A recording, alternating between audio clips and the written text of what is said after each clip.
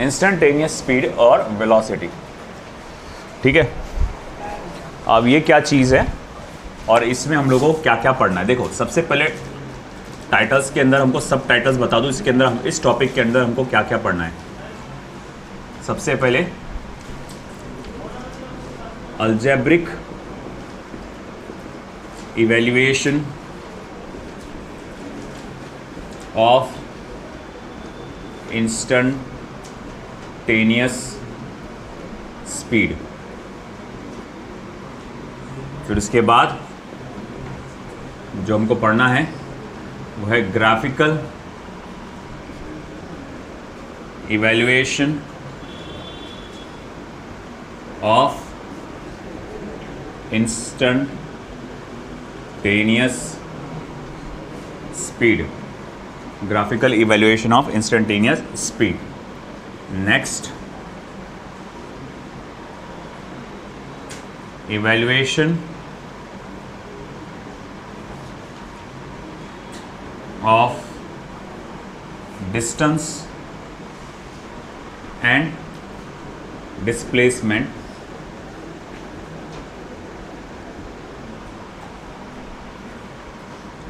from equation of velocity।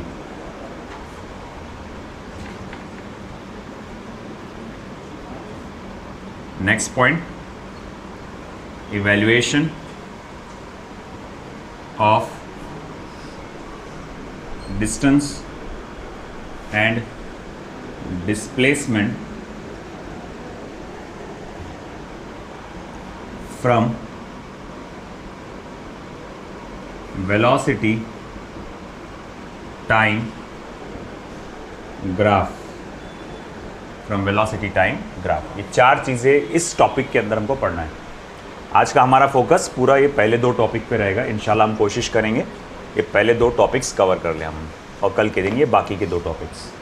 Okay, तो पहले in general हम देखते हैं।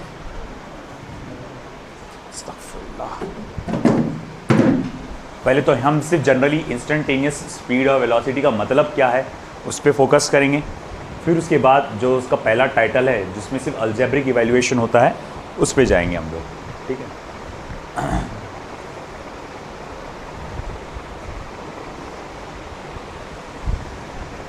देखो बेटा,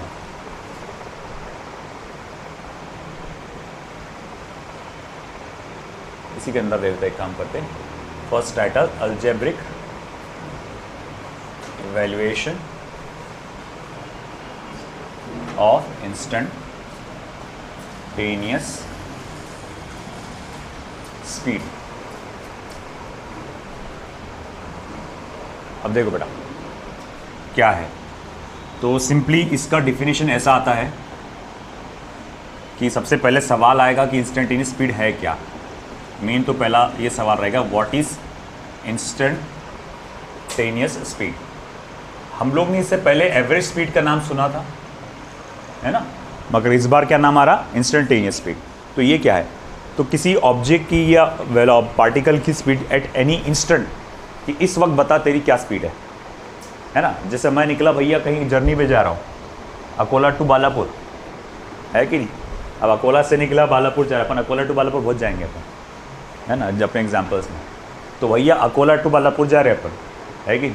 अब अपन जा रहे हैं अकोला टू बालापुर, भैया मैं बोलूँगा ओके, मैं यहाँ से निकला, वो 30 किलोमीटर का डिस्टेंस किया, 1 घंटा लगा, मेरी स्पीड बताओ कितनी है। अगर मैं इस हिसाब से बोल रहा हूँ तो आप बोलेंगे 30 किलोमीटर पर आवर, है ना। बोले 30 किलोमीटर का सफ़र है मान लो, और आधे घंटे में मैं पहुँच गया, बताओ मेरी स्पीड कितनी है। तो आप बोलेंगे 60 किलोमीटर पर आवर, है ना। तो अब आप क्या कर रहे हैं बेटा, यहाँ से वहाँ तक की जर्नी बता रहे हैं। अच्छा एक बात बता, मान लो मैं 60 की स्पीड से निकला, तो क्या जब मैंने गाड़ी के एक्सीलेटर पे पैर रखा होगा तो क्या लगातार नॉन स्टॉप मेरी स्पीड 60 ही थी क्या? ऊपर नीचे हो रही होंगी, कहीं ना कहीं बढ़ गई होंगी, मैंने भगाया होगा खाली रोड देखकर, है ना, भीड़ भाड़ देखकर मैंने रोड के ट्रैफिक मतलब कम देखकर मैंने स्पीड को कम भी किया होगा, बट फिर भी मैं क्या बोलता हूँ कि भाई इतनी स्पीड से पहुँचा है। तो वो जो कैलकुलेशन वो क्या था, एवरेज था। मगर मेरे से कोई ये पूछे अच्छा ठीक है तुम यहाँ से निकले तब टाइम क्या हो रहा था, तो बोले 11 बज रहे थे। 11:25 पर तुम्हारी स्पीड क्या थी? 11:25 पर तुम्हारी स्पीड क्या थी। अब ये जो स्पीड पूछा वो क्या पूछा, एक पर्टिकुलर टाइम में पूछा उसने, इस वक्त बताओ तुम्हारी स्पीड क्या थी। हालांकि हम लोग जो टाइम को डील करते हैं सेकंड्स में डील करते हैं यहाँ पर, क्योंकि आवर्स में बताना बहुत मुश्किल हो जाता है, तो हम टाइम को हमेशा सेकंड में डालते हैं। अब एग्जांपल के तौर पे ले लो, अगर मैं यहाँ से जाऊँगा निकलूँगा और मैं ये बालापुर पहुँचने के लिए मुझे तकरीबन 100 सेकंड लग जाएंगे। एग्जाम्पल के बाद नहीं पहुँच सकते, एग्जाम्पल है ना, 100 सेकंड लग जाएंगे। अब मेरे से कोई पूछे 10वां सेकंड जब हो रहा था तब तुम्हारी स्पीड क्या थी, 5वां सेकंड हो रहा था तब तुम्हारी स्पीड क्या थी, है ना। तो अब ये क्या हो रहा, किसी एक पर्टिकुलर इंस्टेंट पे पूछ रहे, एक लम्हे में, एक भाई अब बता तेरी स्पीड क्या थी, तो उसी को बोलते हैं इंस्टेंटेनियस स्पीड। कि माना तेरी स्पीड कम ज़्यादा हो रही होगी, कम ज़्यादा हो रही होगी, उससे मुझे कोई मतलब नहीं, मुझे बता कि भाई जब तुम्हारा टाइम ये हो रहा था उस वक्त तुम्हारी स्पीड क्या थी, तो उसको बोलते हैं इंस्टेंटेनियस स्पीड। एक लंबी जर्नी की कैलकुलेशन होता है कि यहाँ पे नहीं, एक वक्त का, एक पोजीशन का कैलकुलेशन होता है यहाँ पे इंस्टेंटेनियस स्पीड। तो उसको आंसर हम लोग इस तरह से करेंगे,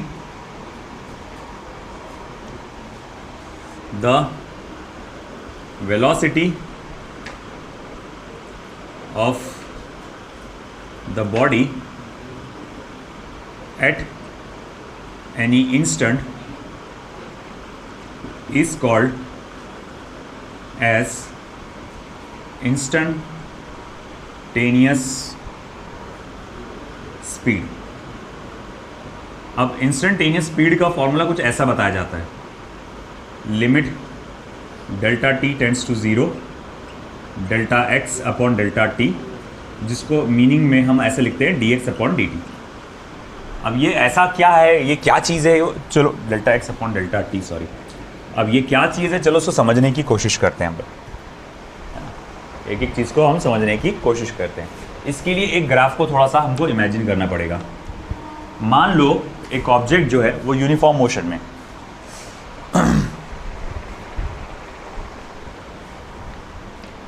है ना, मान लो एक कैटेगरी लेता हूं मैं यूनिफॉर्म मोशन की,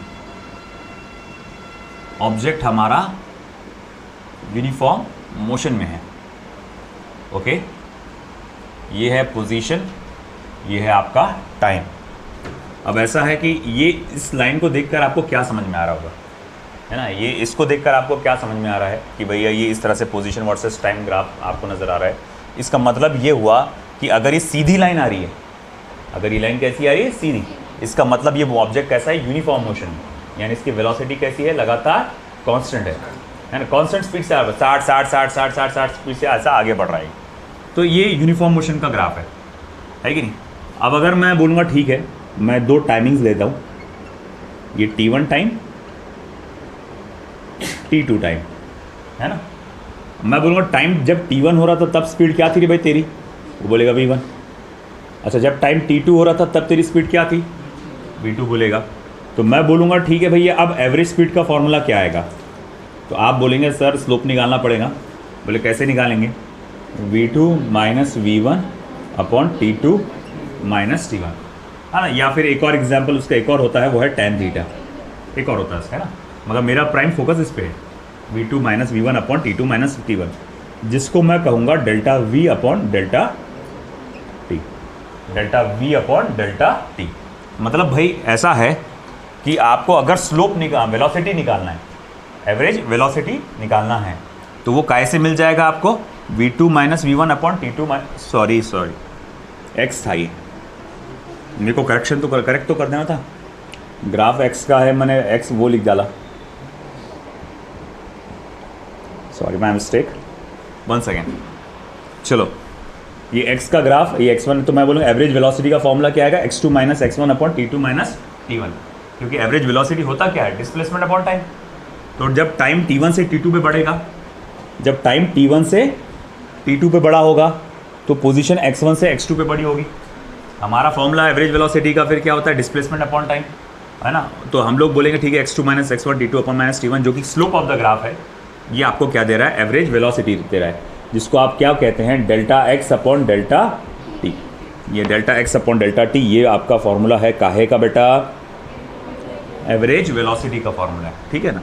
अब अगर मैं कहूँगा ओके, अगर मैं दूसरी कैटेगरी पकड़ता हूँ, नॉन यूनिफॉर्म मोशन की, नॉन यूनिफॉर्म मोशन की, ठीक है। अब नॉन यूनिफॉर्म मोशन का पोजीशन वर्सेस टाइम ग्राफ कैसा आएगा?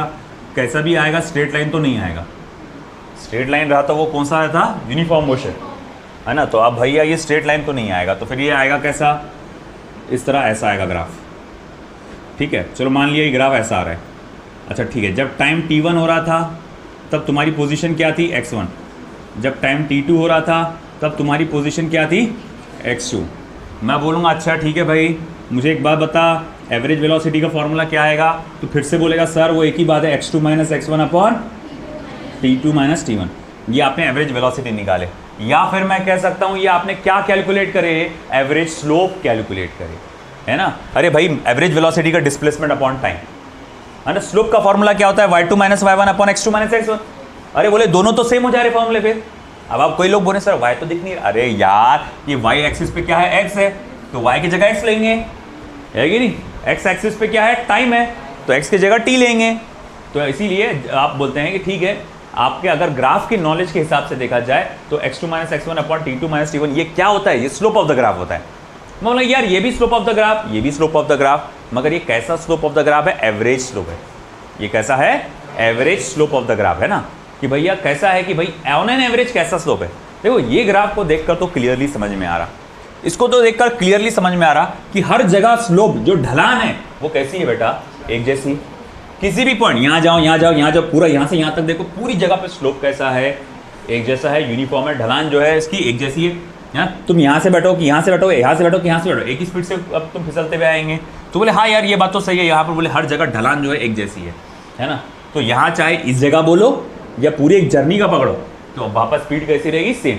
जैसे मिसाल के तौर में यहाँ से मैं निकला, है ना, आपके अकोला से आप गाड़ी लेके निकले और मैंने मान लो अब्दुल्ला सीधा बैठ, अब मान लो अकोला से तुम गाड़ी लेके निकले और मैं 60 की स्पीड से चला रहा, नॉन स्टॉप 60 की स्पीड से चला रहा। इमेजिन कर लो मेरे पास ऐसी जादुई गाड़ी है कि भाई जो अकोला से निकलेगी तो 60, तो बालापुर के घर पे जब तक पहुँचे नहीं तब तक 60 ही रहेगी, है ना। जब तक मैं ब्रेक नहीं मारूँ वो 60 ही रहेगी। अब ऐसा मान लो मैं निकला यहाँ से, अब मैं मेरे को पूछेगा अकोला से बालापुर जाने को कितना स्पीड था रे तेरा? तो बोलेंगे 60। अच्छा जब तू बीच में पहुँचाऊंगा याला पे, बोले भाई तब तेरी स्पीड क्या थी? तो बोले 60। तो तुम भाई अच्छा ठीक है, कोई मैं बोला जब 10 सेकंड हो रहे थे तब तेरी स्पीड क्या थी? तो बोलेंगे 60। मतलब अच्छा 25 सेकंड हो रहे थे तेरी स्पीड क्या थी? 60। कहने का मतलब क्या है कि यूनिफॉर्म मोशन में एवरेज वैल्यू और इंस्टेंटेनियस वैल्यू कैसी आती है? सेम आती है। एवरेज वैल्यू और इंस्टेंटेनियस वैल्यू सेम आती है। मगर अगर मुझसे पूछा जाए इस मामले में, ये मामले में तो सेम नहीं आने वाला, क्योंकि ये मोशन कैसा है? नॉन यूनिफॉर्म है। यहाँ स्पीड मान लो लगातार बढ़ते जा रही है। मैं जब यहाँ अकोला से निकला, मैंने एक्सीलेटर पे पैर रखा, मेरी गाड़ी की स्पीड बढ़ रही है 0, 10 ऐसा मान लो धीरे धीरे बढ़ रही है ना। मान लो मेरी गाड़ी के पास बहुत ज़्यादा स्पीड लिमिट है, 400 की स्पीड लिमिट है, मैं से इमेजिन कर लो, है ना। वो जो आती है ना अपनी फॉर्मूला 1 रेसिंग कार, मान लो मैं मान लो क्लास लेने के वास्ते बालापुर से अकोला इधर ही आ रहा हूँ फॉर्मूला 1 रेसिंग कार में, है ना। इमेजिन करने में क्या जा रहा है, लेकिन है ना, जो मैं ऐसा चालू करा पूरा हेलमेट वेलमेट पहन के एकदम वॉन्ग करके, है ना, जो चालू हुआ फिर यहाँ आने के वास्ते जर्र कर स्पीड बढ़ते जा रही है अपनी। तो अब इमेजिन करने में क्या जा रहा है अपने को? तो भाई अब ये सिचुएशन में स्पीड लगातार बढ़ रही, जब तक मैं अकोला नहीं पहुंच रहा तब तक की स्पीड लगातार बढ़ रही, बढ़ती बढ़ती। जैसी मैं अकोला पहुंचा यहाँ पर, मान लो इमेजिन कर लो कि गाड़ी की स्पीड थी 600 किलोमीटर पर आवर, है ना। 0 से स्टार्ट हुआ था, 600 पे ख़त्म किया।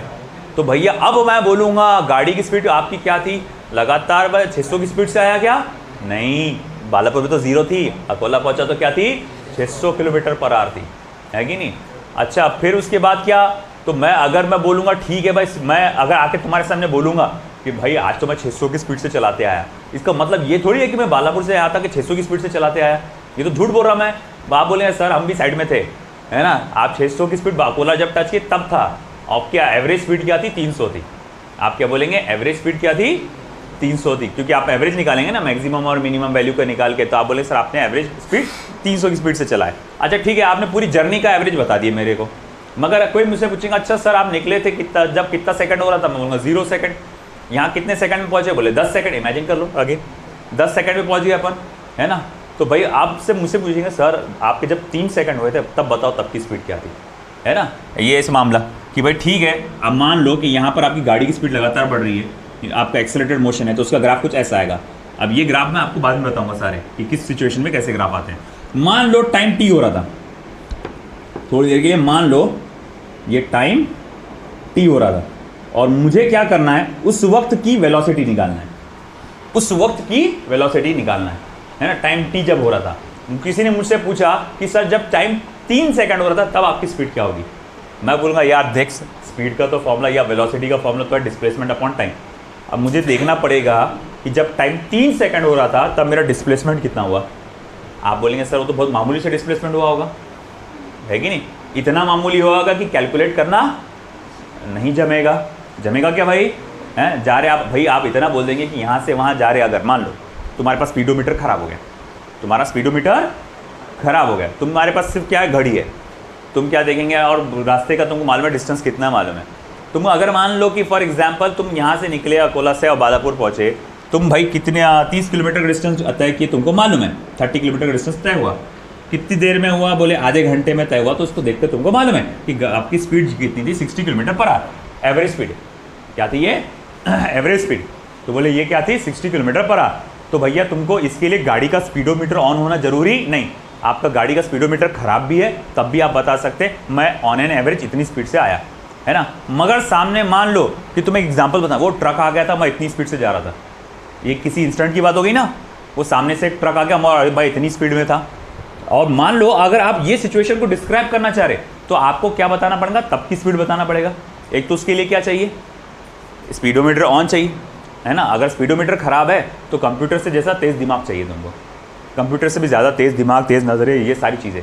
बोले क्यों, तुमको उस 1 सेकंड में तुम्हारा डिस्प्लेसमेंट कितना वो निकालना पड़ेगा, है ना। तुमको यूँ एकदम स्लो मोशन में देखना पड़ेगा, अच्छा 1 सेकंड में कितना डिस्प्लेसमेंट हुआ, है ना, अच्छा इतना डिस्प्लेसमेंट हुआ, और कोई करो कैलकुलेट कर हाँ ये इतनी स्पीड थी मेरी उस वक्त, ये पॉसिबल नहीं है, ऐसा इतना होना पॉसिबल नहीं है। आगे ये सिर्फ तभी पॉसिबल है, एक तो आप हॉलीवुड में हो या फिर आप साउथ इंडियन मूवीज़ में हो, है ना, तो दोनों में किसी एक चीज़ में ही पॉसिबल है कि आप इतना इजीली सब कैलकुलेट कर डालो, है ना, नहीं तो पॉसिबल है ही नहीं। तो फिर उसके लिए हमारे पास क्या आता, हमारे पास एक आता कंसेप्ट जिसको बोलते हैं डेरिवेटिव।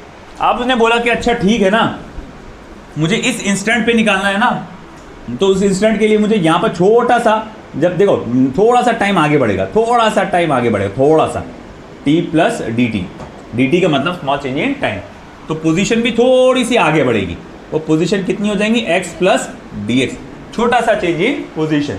तो मैं बोलूँगा देखो भैया इस बार आपको क्या निकालना है, बोले मुझे इस बार इंस्टेंटेनियस स्पीड निकालना है। वैसे तो मैं जानता हूँ स्पीड निकालने का फॉर्मूला या वेलोसिटी निकालने का फॉर्मूला क्या है, delta X upon delta T है, मगर इस बार जो आप कैलकुलेट करना चाह रहे हैं, बता दूं मैं आपको कि जो टाइम का लिमिट है वो क्या है, टेंड्स टू 0।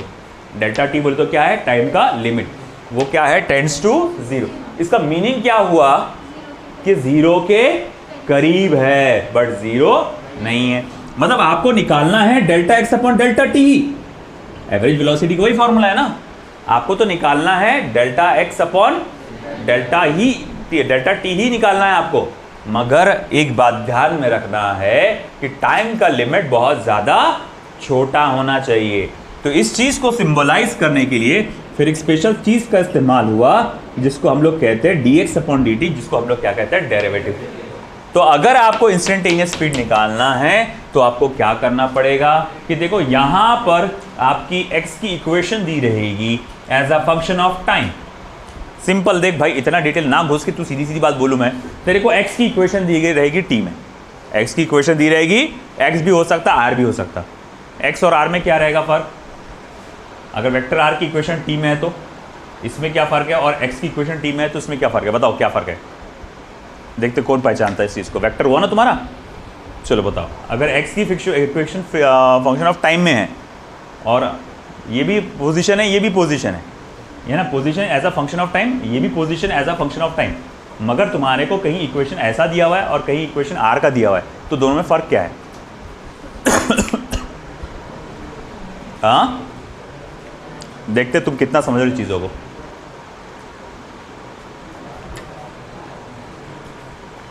बोलो क्या फ़र्क है।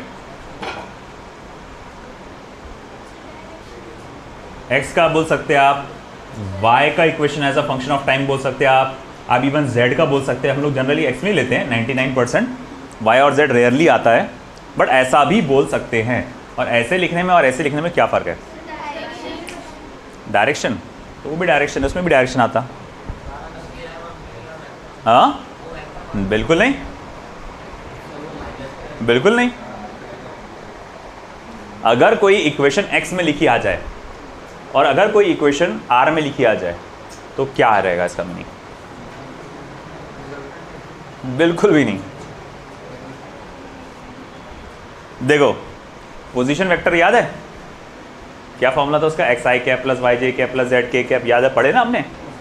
अगर कोई इक्वेशन x में लिखी आ जाए मतलब वो पार्टिकल सिर्फ x एक्सिस में ट्रैवल कर रहा है।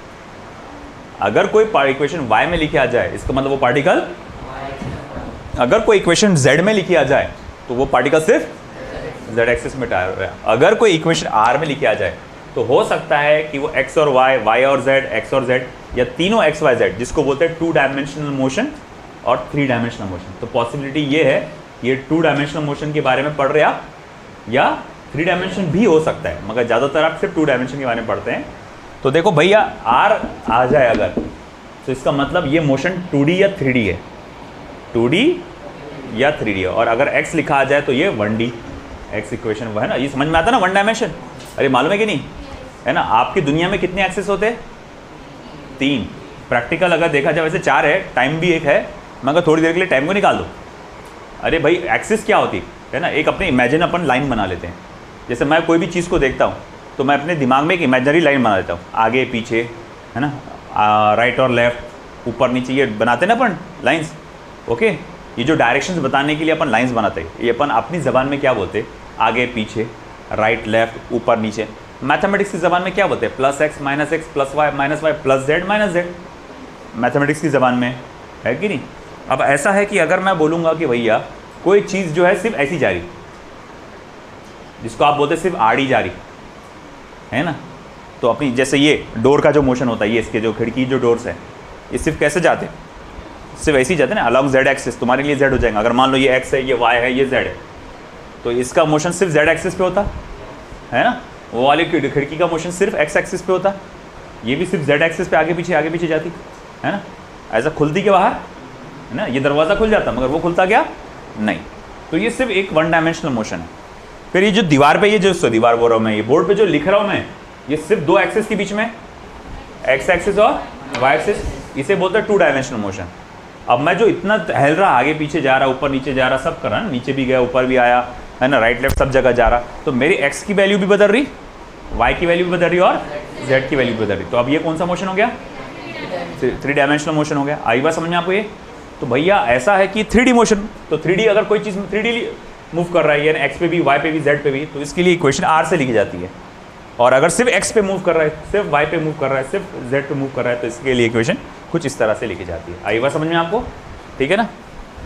तो इस तरह से हम लोग ने कहा कि आप सिंपली डेरिवेटिव लेंगे एक्स की इक्वेशन का, या फिर वाई की इक्वेशन का, या फिर जेड की इक्वेशन, या इवन आर की इक्वेशन का भी डेरिवेटिव लेंगे, तो आपको क्या मिल जाएगा? इंस्टेंटेनियस स्पीड मिल जाएगा। अच्छा ठीक है, ये तो समझ में आ गया कि इससे इंस्टेंटेनियस स्पीड मिल जाता है, मगर इसका कैलकुलेशन कैसे होगा, क्या होगा, उसको विथ एग्जाम्पल्स हम लोग समझेंगे। तो इधर का उधर का नहीं भी लिखे तो चलता, इतना लिख लो आप बस, ये सिर्फ समझाने के लिहाज से। तो एक काम करो, लिख लो, वो भी लिख लो।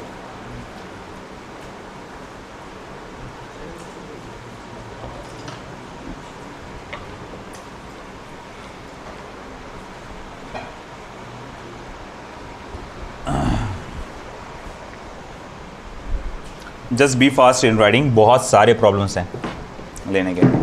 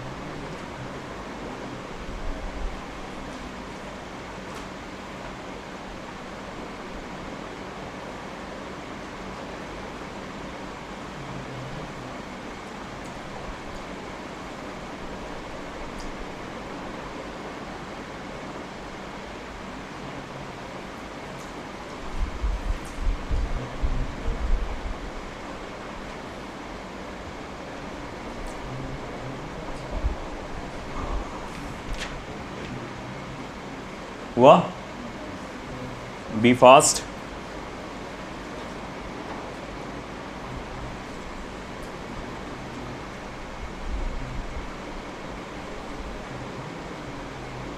बातें नहीं।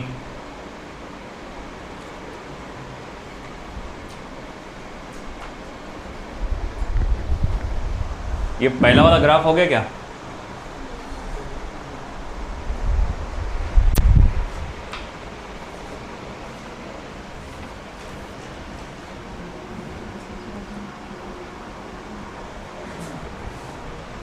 एक बहुत ही आसान सा क्वेश्चन।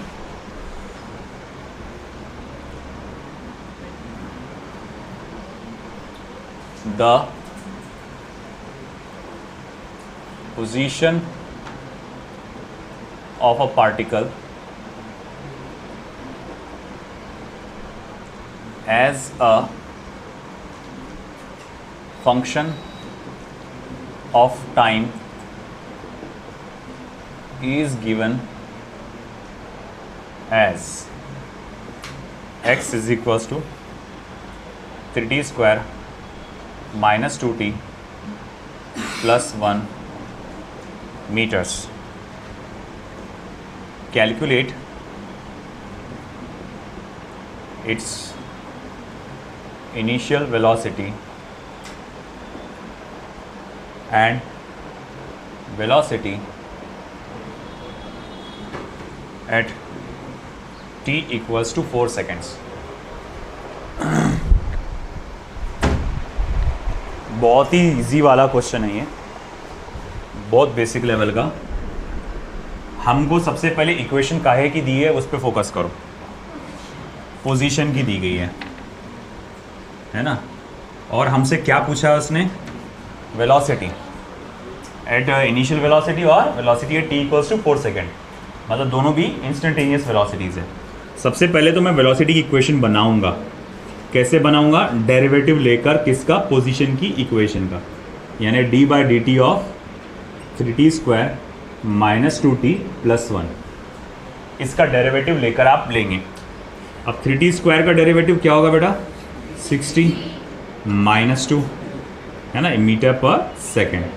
ये मेरे पास वेलोसिटी का इक्वेशन वैल्यू इक्वेशन आ गया एक्चुअली, नॉट वैल्यू। अब सबसे पहले हम लोग निकालेंगे इनिशियल वेलोसिटी। इसके लिए क्या करेंगे? t की वैल्यू 0 डाल देंगे। तो at t equals to 0 seconds, t की वैल्यू 0 डालो तो इनिशियल वेलोसिटी क्या हो जाएगा बेटा? -2 मीटर पर सेकेंड। और फिर उसके बाद at t equals to 4 seconds, तो भाई velocity at t equals to 4 seconds क्या रहेगा, है ना?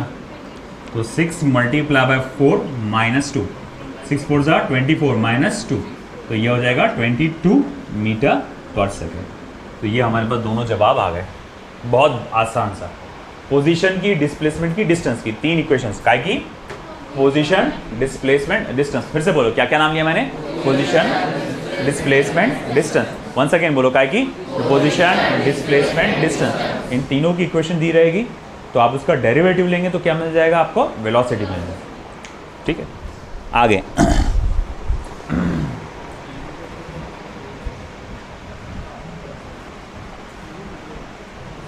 क्या हो गया बेटा? क्या मसला है? क्या डिस्कशन चल रहा?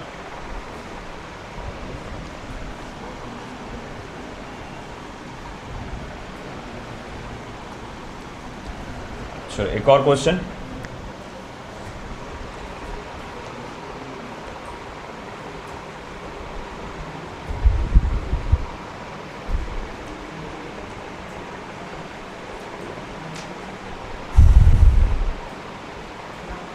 The position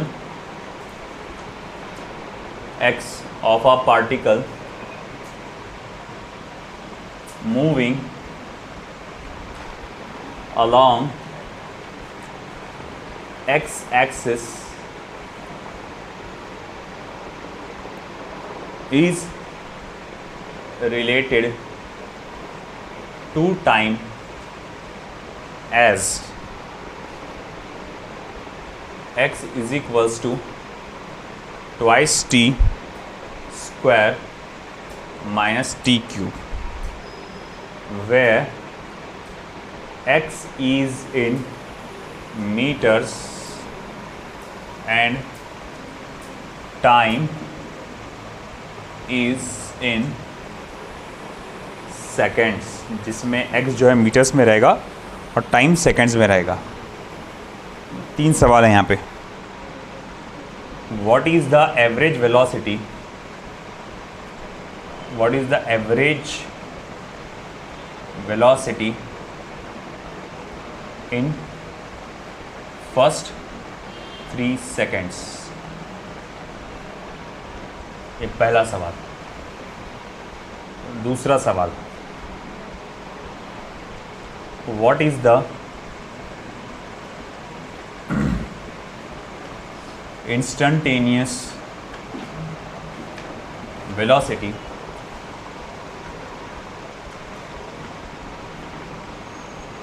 at 3 seconds?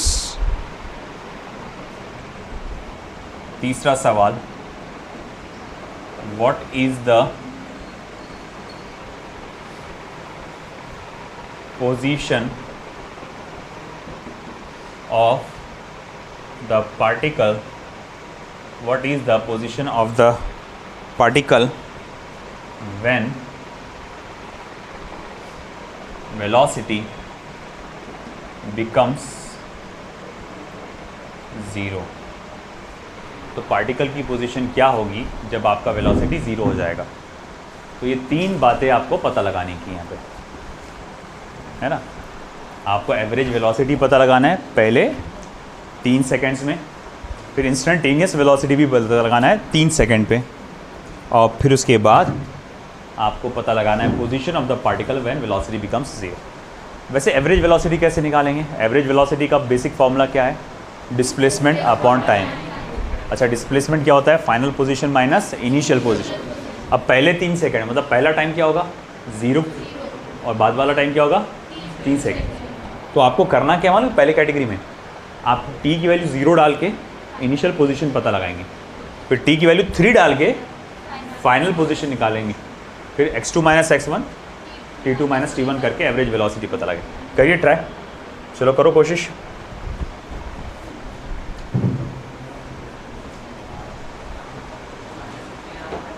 पहला कितना आ रहा? -15 मीटर पर सेकेंड। नहीं बेटा, चेक करो एक बार फिर से।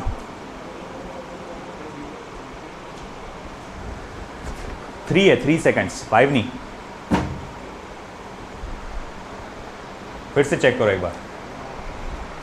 तुम्हारा इनिशियल पोजीशन कितना आया? 0 आया, और final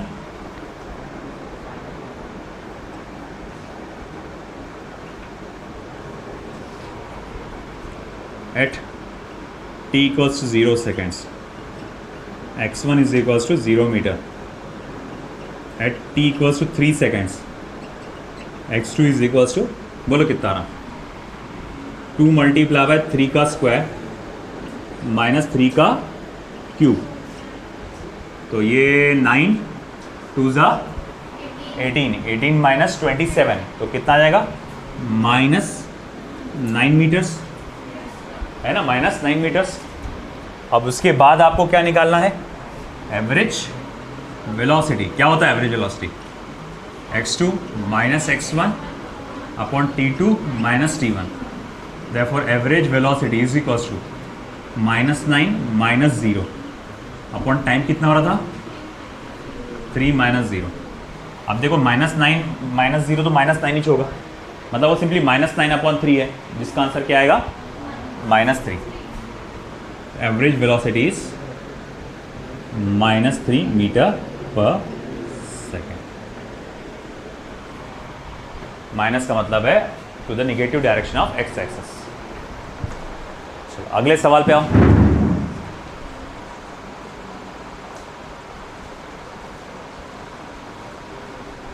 what is the instantaneous? तो इंस्टेंटेनियस वेलोसिटी निकालने के लिए पहले तो क्या लेना पड़ेगा? डेरिवेटिव। तो भैया derivative instantaneous velocity is equals to dx upon dt यानी कि d/dt of 2t² minus t³। तो ये हो जाएगा कितना बेटा 4t माइनस 3t²। तो ये क्या हुआ बेटा, ये इंस्टेंटेनियस वेलोसिटी हो गया। अब आपको इंस्टेंटेनियस वेलोसिटी कब की निकालना है, 3 सेकेंड्स की। तो at t equals to 3 seconds, तो भाई देखो instantaneous velocity at t equals to 3 seconds, 4 multiply by 3 minus 3 multiply by 3 का स्क्वायर, 12 माइनस 3 का स्क्वायर 9, 3 9 27, कितना हो रहा हो माइनस 15 15। तो ये बोल रहा था क्या, अच्छा माइनस 15 मीटर पर सेकेंड। तो ये आ गया हमारा इंस्टेंटेनियस वेलोसिटी। अब ये देखो तीसरा, आपको निकालना है पोजीशन कब की, जब वेलोसिटी 0 हो जाएगा। तो अब पहले तो हम पता ये लगाएंगे कि वेलोसिटी 0 कब होगा। तो उसके लिए इक्वेशन नंबर 1 का सहारा लेंगे हम लोग, ये जो इंस्टेंटेनियस वेलोसिटी का है। From 1 v is equals to, इसे इक्वेशन नंबर 1 डालो, इसे इक्वेशन नंबर 2 दे दो। तो from 2 v equals to 4t minus 3t²। अब इसने क्या कहा कि वेलोसिटी की वैल्यू कितनी रहेगी, 0। अच्छा ठीक है, बोले 0 है, फिर आगे क्या, ये माइनस 3t² को उधर लेके जाओ। 4t is equals to 3t², t कटा ये कटा, तो इसके मतलब t इज इक्वल्स टू क्या हो जाएगा बेटा, 4/3। चलो t की वैल्यू पता चल गई, 4/3 डाल दो फिर उसके अंदर।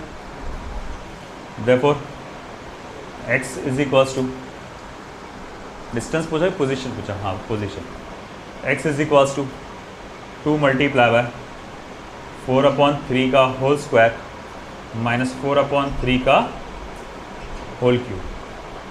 करो अब कैलकुलेशन, ये कितना आ रहा देखो।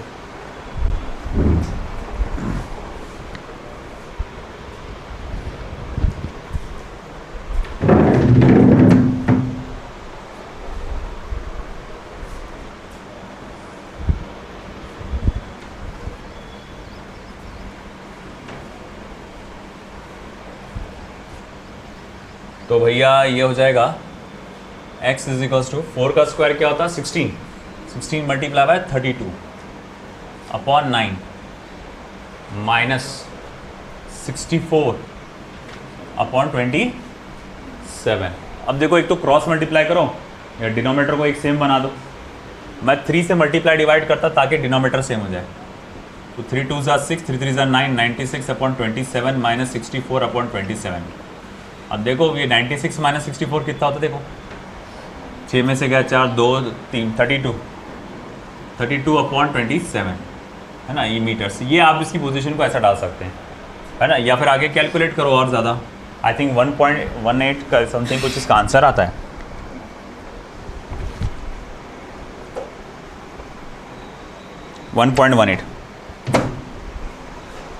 तो इसका आंसर रहेगा 1.18 meters. This will be your answer.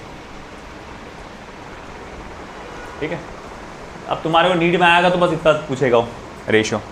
NEET JEE में इतना कैलकुलेशन नहीं पूछेगा, इतना जेई में नहीं, नीट जेई में पूछ सकता है।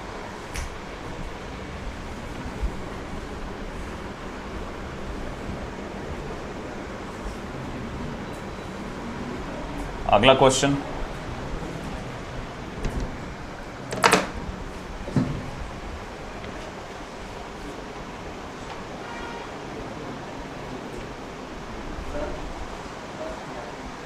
कौन सा वाला, फर्स्ट वाला। देख भाई, ये हमारे पास इक्वेशन काहे की है, पोजीशन की। हमसे क्या पूछा है, average velocity in first 3 second, पहले 3। अब पहले 3 सेकंड में पहला टाइम क्या होगा 0, फाइनल टाइम क्या होगा 3 सेकंड्स। अपने से उसने पहले एवरेज वेलोसिटी पूछा, तो मैं क्या करूँगा, t की वैल्यू 0 डालूंगा तो मुझे इनिशियल पोजीशन मिल गई। t की वैल्यू 3 डालूंगा तो मुझे फाइनल पोजीशन में गई। एवरेज वेलोसिटी का बेसिक फॉर्मूला क्या है, डिस्प्लेसमेंट अपॉन टाइम। डिस्प्लेसमेंट क्या होता है, final position minus initial position, यानी x2 minus x1 upon t2 minus t1। x2 कितना है -9, x1 कितना है 0, फिर t2 कितना है आपका 3 और t1 क्या है 0। ये कैलकुलेशन करने पे कितना आ गया -3 meter per second. This is average velocity. Instantaneous का बहुत आसान था, पहले तो आपको डेरिवेटिव लेना पड़ता, तो ये इंस्टेंटेनियस वैल्यू का फॉर्मूला बन जाता है ना, डेरिवेटिव लेते से इंस्टेंटेनियस वेलोसिटी का फॉर्मूला बन गया। अच्छा ठीक है, ये फॉर्मूला तो बन गया इंस्टेंटेनियस वेलोसिटी का, मगर उसने इंस्टेंटेनियस वेलोसिटी कुछ वक्त पे बोला है। कब बोला उसने? 3 सेकंड पे। तो t की वैल्यू 3 डालो, t की वैल्यू 3 डालो तो 4 मल्टीप्लाई बाय 3 -3 मल्टीप्लाई बाय 3 का स्क्वायर। ये पूरा कैलकुलेशन करने के बाद आ गया -15 मीटर पर सेकेंड। अगला आपको पोजीशन पता लगाना है, मगर कब की पता लगाना है? जब वेलोसिटी 0 हो। तो बोले हमें कब पता चलेगा वेलोसिटी 0 कब हुई? तो बोले यार उसके लिए तो वैल्यू डालना पड़ेगा वेलोसिटी की। तो वेलोसिटी की इक्वेशन है क्या हमारे पास? जी हाँ, ये क्या है वेलोसिटी की इक्वेशन, अभी निकाले थे ऊपर वाले से। हाँ आ गए, यूज़ कर लो उसको। तो उसने बोला ना वेलोसिटी 0 होना चाहिए, तो वेलोसिटी की वैल्यू 0 डालो, -3d की स्क्वायर को उधर लेके तो +3d स्क्वायर। तो पता चला t = 4/3। जब टाइम इतना इतना हो रहा होगा तब वेलोसिटी क्या हो गई होंगी 0। अब उस वक्त की पोजीशन मालूम करना है उसको जब वेलोसिटी 0 हो रहा था। तो मैंने पूछा आपसे कि वेलोसिटी 0 कब हुआ? तो बोले 4/3 सेकेंड्स पे। तो उस वक्त पोजीशन क्या थी? तो बोले एक काम करो, ये टाइम की वैल्यू डाल दो पोजीशन पे, है कि नहीं? तो टाइम की वैल्यू डाल दिए पोजीशन से, 2 मल्टीप्लाई बाय 4/3 का स्क्वायर -4/3 का क्यूब। कैलकुलेशन आपने देखा 32/9 -64/27 है ना। एक तो क्रॉस मल्टीप्लाई करो या कॉमन डिनोमिनेटर मेथड, डिनोमिनेटर को कॉमन बनाने का सही सोचा मैंने 3 से मल्टीप्लाई डिवाइड किया तो 96/27, 96 - 64 32 होता है, तो 32/27 और उसकी वैल्यू 1.18 मीटर होती है। ठीक है, चलो एक आसान क्वेश्चन जो आप लोग बताएंगे।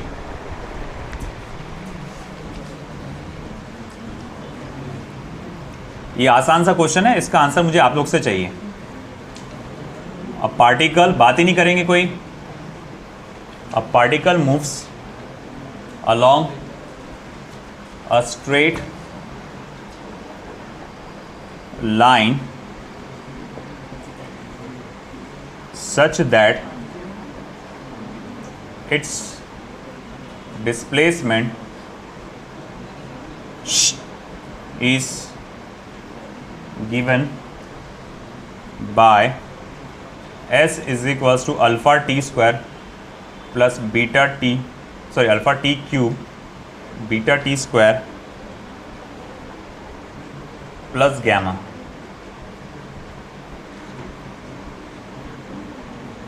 where t is time, alpha comma beta and gamma are constants, full stop. Find the initial velocity and velocity at t equals to 2 seconds। चलिए करिए कैलकुलेट, बहुत आसान है।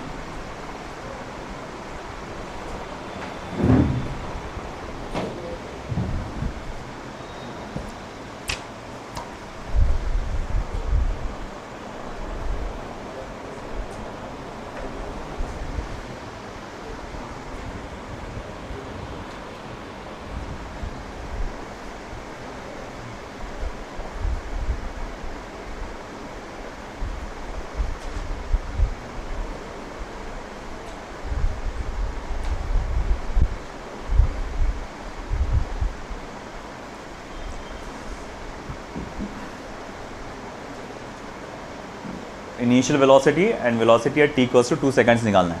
अल्फा बीटा जस्ट एक न्यूमेरिकल कॉन्स्टेंट्स है, उसकी कोई वैल्यू नहीं है आपकी।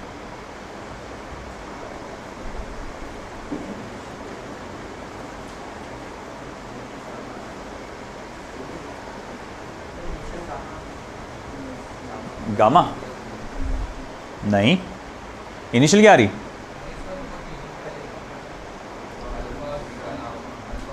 कांस्टेंट है वो सब नहीं रे बेटा। टी की वैल्यू 1 डाल रहा क्या? 0 डाला। कहाँ डाला तूने? एस के अंदर पहले डेरिवेटिव लिया क्या? करेक्ट। नहीं, अल्फ़ा बीटा की कोई वैल्यू नहीं है, कहाँ गायब हुआ फिर वो? अल्फ़ा बीटा की कोई वैल्यूज नहीं है तो गायब कहाँ हुआ वो?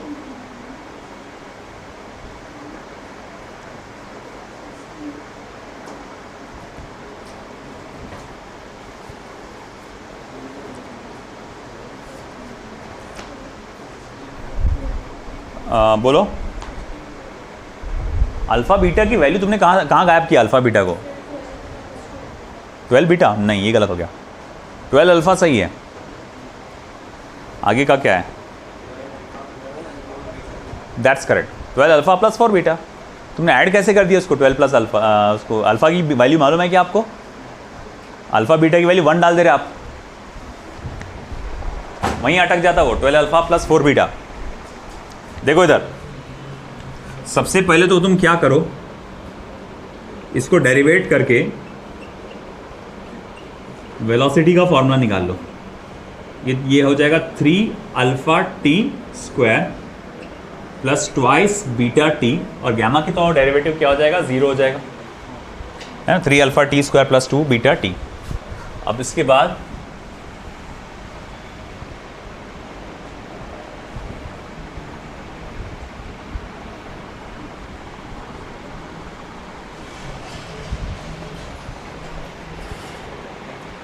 पहला जो सवाल at t equals to 0 seconds, तो इनिशियल वेलोसिटी क्या रहेगा?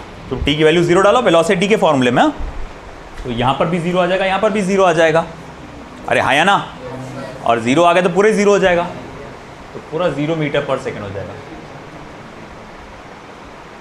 और t equals to 2 seconds, t equals to 2 seconds पे डालो, तो वी इक्वल्स टू है क्या उसमें? 3 अल्फ़ा, टी की वैल्यू 2 डालो, 2 का स्क्वायर, है ना, plus 2 beta into 2, 4 multiply by 3 क्या होता है? 12, 4 बीटा हो गया। हाँ, वो अलग बात है, अल्फ़ा बीटा की अगर वैल्यू दी रहती, अगर दिया होता कि अल्फ़ा इतना है बीटा इतना है, तो अब क्या करते आप? अल्फ़ा की वैल्यू डाल देते, बीटा की वैल्यू डाल देते, है कि? नेक्स्ट क्वेश्चन, एक बेहतरीन क्वेश्चन तुम्हारे सामने।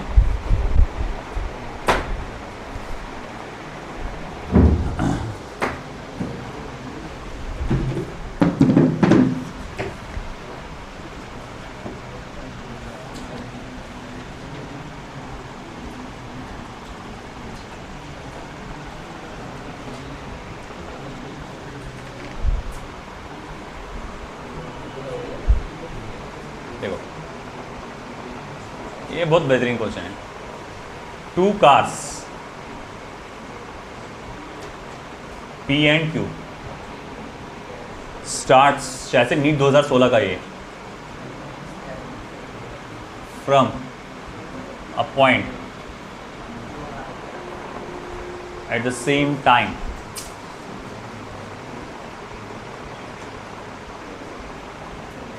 in a straight line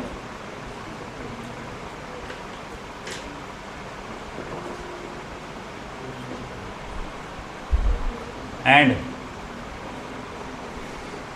their positions are represented by xp of t at plus bt square and xq of t ft minus t square. At what time do the cars have same velocity? किस वक्त car की velocity same रहेगी? First option a minus f upon 1 minus बी, second option a plus f upon 2 times of 1 plus बी, third option a plus f upon 2 times of b minus 1, and last option f minus a upon 2 times of 1 plus b।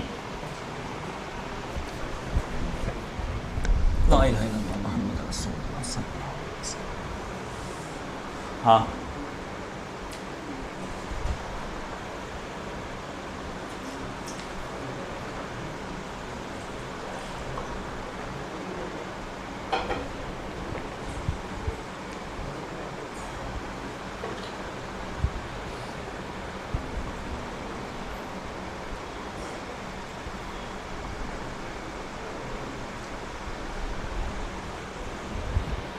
दो cars है P और Q नाम के, same time में start करते हैं अपनी जर्नी को और सेम पोजीशन से स्टार्ट करते हैं और उनका पोजीशन इस इक्वेशन से दिया हुआ है। देखो xp ऑफ t, देखो ये ब्रैकेट में t लिखने का मतलब क्या होता है मालूम क्या? इसका मीनिंग सिर्फ एक ही होता है कि ये इक्वेशन t की रहेगी, it is a function of time. ये नहीं भी लिखे ना तो चलेगा, मतलब अभी तो क्वेश्चन में तो लिखना ही है, मगर सॉल्व करते वक्त t को इग्नोर मारो, ये t ऐसा है ही नहीं, समझो ऐसा वहाँ पे। तो उसने पूछा कि किस वक्त आपका वेलोसिटी सेम रहेगा। सिंपल सी बात है बेटा, बहुत सिंपल लॉजिक है इसमें। तुम इसकी वेलोसिटी का इक्वेशन बनाओ, तुम इसकी वेलोसिटी का इक्वेशन बनाओ, दोनों को इक्वेट कर दो, बोला ना सेम करके, ढूंढ के निकालो टी की वैल्यू क्या आएगी, फिर करो सॉल्व। जब तक मैं दूसरा रेडी करता होता।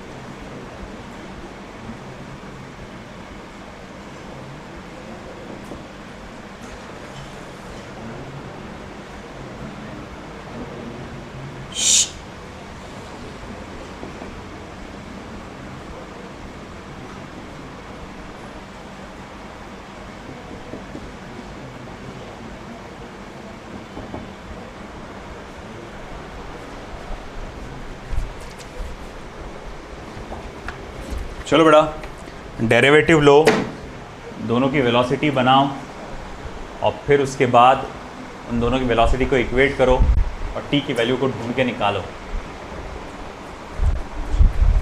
चलो कम ऑन।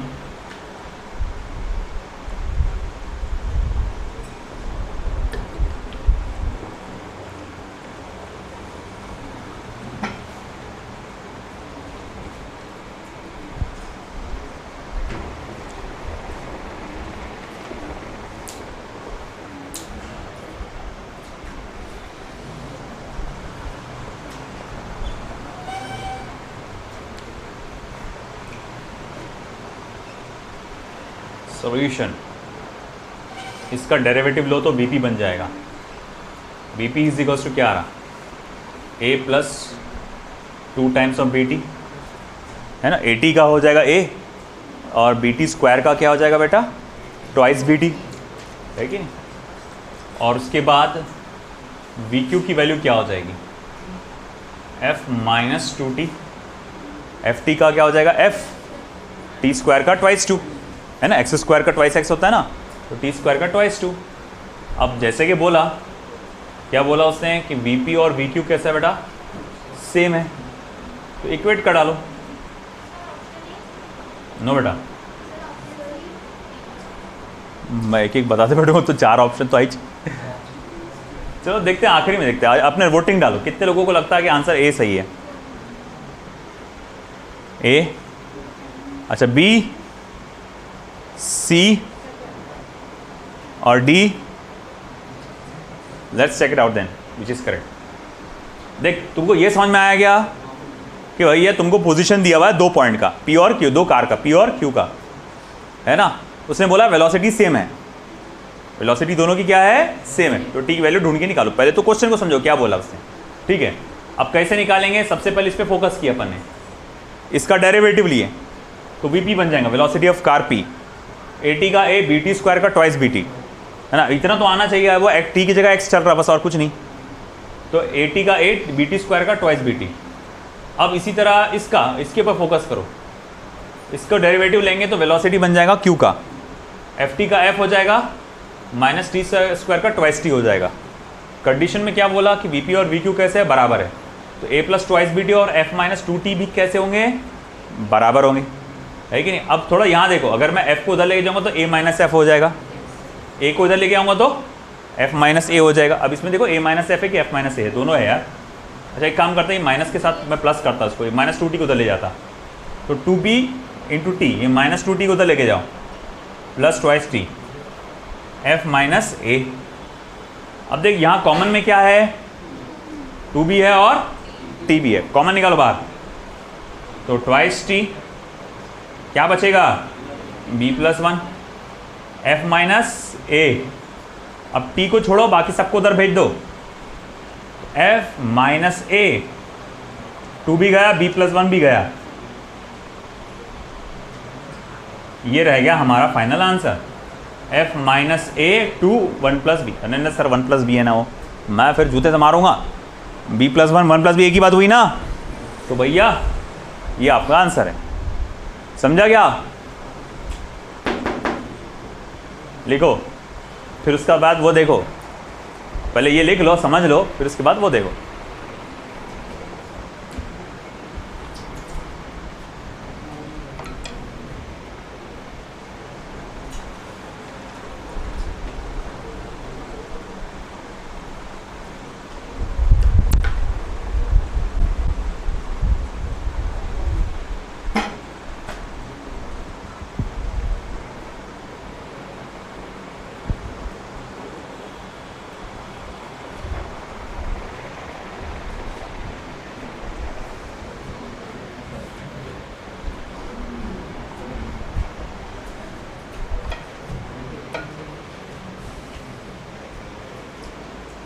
हाँ जी,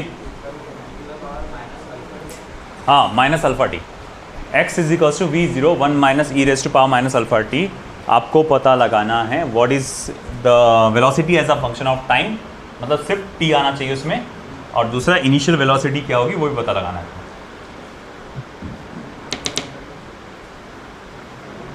चलो करो, ये थोड़ा सा चैलेंजिंग, ये जेई ओरिएंटेड हो जाते हैं क्वेश्चंस। चलो सबके लिए चैलेंज है ये क्वेश्चन, बताओ जल्दी क्या रहेगा आंसर। इस टाइप का मैंने डेरिवेटिव जब लिया था तब भी बताया था, इस टाइप का क्वेश्चन मैंने, शायद यही था वो। पहले तो क्या करेंगे, v0 को अंदर मल्टीप्लाई कर दो, v0 और अल्फा कांस्टेंट है, याद रखना, v0 अल्फा कांस्टेंट, सिर्फ t यहाँ पर वेरिएबल है।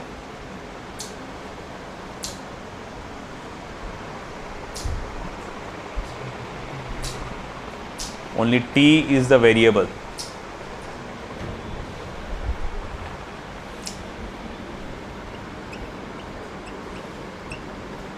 तो सबसे पहले velocity as a function of time निकालने के लिए आपको डेरिवेटिव लेना पड़ेगा x का विथ रिस्पेक्ट टू t, यानी कि आपको डेरिवेटिव लेना पड़ेगा इस पूरी इक्वेशन का, v0 minus v0 e raise to power minus alpha t, समझा ना।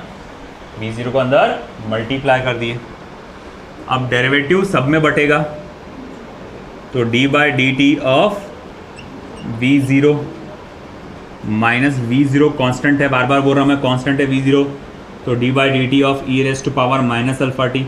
v0 कांस्टेंट है, कच्चा नींबू, इसीलिए साइड में कर डाले उसको। अब v0 कांस्टेंट है, v0 क्या है, कांस्टेंट है, और कांस्टेंट का अकेला कांस्टेंट पाया गया तो डेरिवेटिव क्या हो जाएगा, 0। तो भाई बेचारा अकेला पकड़ा गया एक कांस्टेंट, तो इसीलिए इसका डेरिवेटिव क्या हो गया, 0 minus v0 e raise to power minus alpha t, e raise to power minus alpha t का डेरिवेटिव क्या होगा, e raise to power minus alpha t multiply by minus alpha, ये हो जाएगा e raise to power minus alpha t, फिर इसका फिर से डेरिवेटिव होता ना मल्टीप्लाई बाय माइनस अल्फा। अब ये माइनस अल्फा इसके साथ मल्टीप्लाई होगा तो therefore v is equals to क्या बनेगा आपका माइनस अल्फा, और ये हो जाएंगे alpha v0 e raise to power minus alpha t. ये मेरा पहला जवाब आ गया है ना, velocity as a function of time, ये आ गया पहला। मगर साथ ही साथ उसने मुझसे एक और बात पूछ लिया, भाई पता लगा, क्या पता लगा, इनिशियल वेलोसिटी। इनिशियल वेलोसिटी के लिए क्या करते हैं, टी की वैल्यू 0 डालते हैं। डालो भाई डालो, v equals to alpha v0 e raise to power, जैसे टी की वैल्यू 0 डाला, सारा टी इतना बेशरम सब खा जाता हो, अल्फा भी खा गया माइनस भी खा गया, पूरा का पूरा क्या हो जाएगा, 0 है कि नहीं। अब किसी भी चीज़ का पावर 0 आ जाए तो वैल्यू क्या होती, 1। तो भाई अब फिर ये क्या बन गया, अल्फा, ये रहा आपका इनिशियल वेलोसिटी, समझा। तो ये थे हमारे इंस्टेंटेनियस स्पीड से रिलेटेड प्रॉब्लम। अनफॉर्चुनेटली ग्राफ वाला नहीं जा पाए अपन, सेकंड पार्ट पे नहीं जा पाए, सेकंड सब टॉपिक वो कल ही जाना पड़ेगा। ठीक, कितने लोगों ने वर्क कंप्लीट किया।